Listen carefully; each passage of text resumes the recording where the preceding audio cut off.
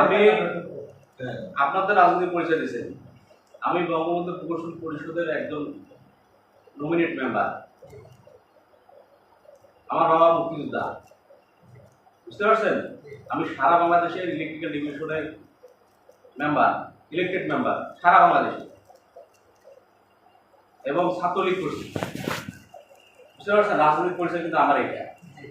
এবং চিটাং ইউনিভার্সিটিতে আমি সুয়েটে ছাত্রলীগ করছি। সে পরিচয় দিলে তো হবে না। এখানে যারা যারা আমাদেরকে জিজ্ঞাসা করতে পারবে যে আপনারা কারা। আমি সুযোগই তো দেয় নাই।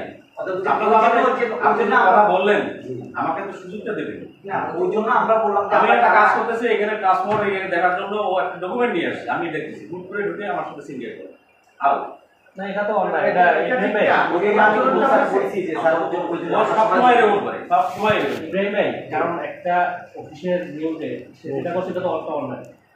কারণ আগে বুঝতে হবে। আপনি যদি এখন বলেন আমি গেট বন্ধ করে ওই পুলিশে এখন থানায় দিতে পারবো।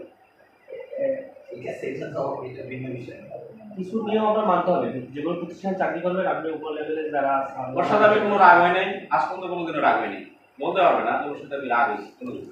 আমি যা ইয়ে করার আমি আমার অথরিটির সাথে আমি কথা বলছি, এটা আমার রুলসে যায়, চাকরি এর বাইরে কোনো কিছু করি না। এখন আমরা তো আসলে একটা মানবিক দিক থেকে হঠাৎ করে এটা চাকরি গেলে বউ ফ্যামিলি নিয়ে পরিবার, আমাদের হাত দিয়ে মানবিক দিকে কথা বলেন, আমাদের হাত দিয়ে অনেক লোকের চাকরি হয়, স্যার এই জন্য অনেক লোকের চাকরি হয়, তাদেরকে আমরা